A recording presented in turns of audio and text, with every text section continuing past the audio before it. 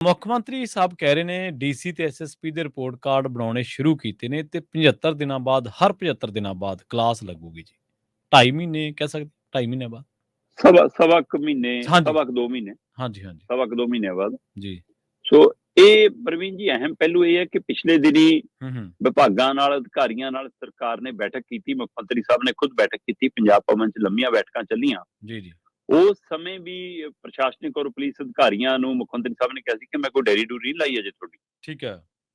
ਮੈਂ ਤੁਹਾਡਾ ਕੋਈ ਰਿਪੋਰਟ ਕਾਰਡ ਤਿਆਰ ਨਹੀਂ ਕਰਦਾ, ਪਰ ਮੈਨੂੰ ਮਜਬੂਰ ਨਾ ਕਰਿਓ, ਹੂੰ ਮੈਨੂੰ ਕੰਮ ਚਾਹੀਦਾ, ਮੈਨੂੰ ਔਰ ਕੰਮ ਜਿਹੜਾ ਵੀ ਤੁਹਾਨੂੰ ਟਾਸਕ ਮਿਲਦਾ ਉਹ ਸਮੇਂ ਹੱਦ 'ਚ ਪੂਰਾ ਚਾਹੀਦਾ। ਹੂੰ ਤੇ ਹੁਣ ਕਹਿੰਦੇ ਜੀ ਕਹਿ ਦਿੱਤਾ ਗਿਆ ਕਿ ਮਹੀਨਾਵਾਰ ਦਰ ਮਹੀਨਾ ਜੀ। ਹਰ ਡੀਸੀ ਦੀ, ਹਰ ਐਸਐਸਪੀ ਦੀ, ਹਰ ਉੱਚ ਅਧਿਕਾਰੀ ਦੀ ਹੂੰ ਇੱਕ ਰਿਪੋਰਟ ਤਿਆਰ ਹੋਇਆ ਕਰੇਗੀ ਔਰ ਰਿਪੋਰਟ ਚੀਫ ਸੈਕਟਰੀ ਕੋਲ ਆਇਆ ਕਰੇਗੀ। ਜੀ।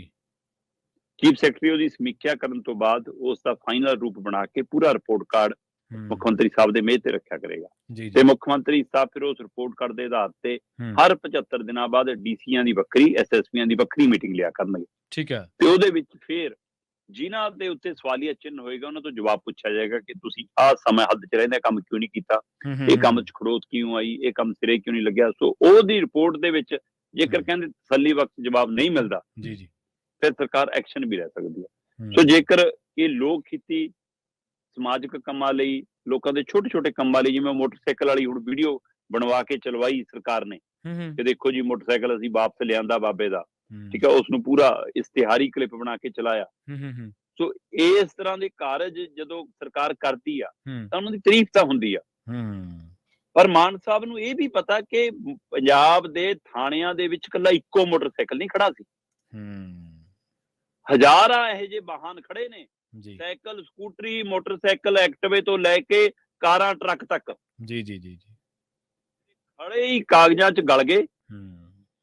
ਬਿਲਕੁਲ ਸਹੀ ਦਿਖ ਰਿਹਾ, ਇੰਜਣ, ਟਾਇਰ ਟੂਰ ਸਭ ਕੱਢ ਕੇ ਕਿਵੇਂ ਵਿਕ ਜਾਂਦੇ ਨੇ ਸਭ ਪਤਾ।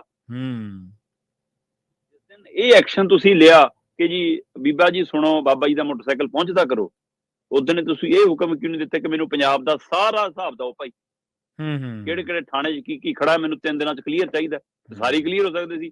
ਟੈਂਪੂ ਇੱਕ ਮੋਟਰਸਾਈਕਲ ਲੱਦ ਸਕਦਾ, ਉਹਦਾ ਟੈਂਪੂ ਹੋਰਾਂ ਲਈ ਵੀ ਹੈਗੇ ਨੇ, ਸਾਰਾ ਕੁਝ ਲੱਦ ਕੇ ਘਰਾਂ 'ਚ ਪਹੁੰਚ ਸਕਦਾ ਸੀ। ਜੀ ਬਿਲਕੁਲ ਸਹੀ ਹੈ। ਸੋ ਇਸ ਲਈ ਉਮੀਦ ਕਰਦੇ ਹਾਂ ਕਿ ਇਹ ਮੀਟਿੰਗ ਜਿਹੜੀ 75 ਦਿਨਾਂ ਬਾਅਦ ਹੋਵੇ ਉਹ ਇਹੋ ਜਿਹੇ ਕੰਮਾਂ ਦੀ ਸਮੀਖਿਆ ਲਈ ਹੋਵੇ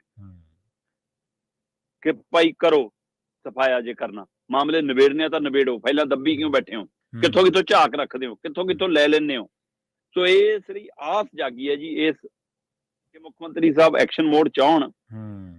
ਮੈਂ ਤਾਂ ਚਾਹੁੰਦਾ ਕਿ ਹਰ ਮਹੀਨੇ ਬਾਅਦ ਇੱਕ ਮੀਟਿੰਗ ਹੋ ਜਾ ਕਰੇ। ਫਿਰ ਵੀ ਇਹਨਾਂ ਨੇ ਸਵਾ ਕੁ 2 ਮਹੀਨੇ ਬਾਅਦ 75 ਦਿਨਾਂ ਬਾਅਦ ਰੱਖੀ ਹੈ ਤੇ ਅਧਿਕਾਰੀਆਂ ਨੇ ਕਹਿੰਦੇ ਜੀ ਆਪਣੀ ਡਾਇਰੀ ਬਣਾਉਣੀ ਵੀ ਸ਼ੁਰੂ ਕਰ ਲਈ ਹੈ ਤੇ ਇਸ ਹਵਾਲੇ ਨਾਲ ਕਿ ਤਾਂ ਕਿ ਸਾਨੂੰ ਜਵਾਬ ਦੇਣਾ ਪੈਣਾ, ਪਰ ਉਹ ਕੀ ਕਾਗਜ਼ੀ ਪੱਤਰੀ ਉਹ ਕੰਮ ਨਿਬੜ ਜਾ ਕਰਨਾ ਜਾਂ ਧਰਾਤਲ ਤੇ ਵੀ ਕੁਝ ਹਕੀਕਤ ਤੋਂ ਵਾਸਤਾ ਪਊਗਾ। ਸੋ ਇਹ ਦੇਖਣ ਵਾਲੀ ਗੱਲ ਹੋਗੀ, ਪਰ ਸਰਕਾਰ ਦੀ ਪਹਿਲ ਕਦਮੀ ਹੈ ਜੀ, ਇਹ ਤੋਂ ਆਸ ਰੱਖਣੀ ਵੀ ਚਾਹੀਦੀ ਹੈ।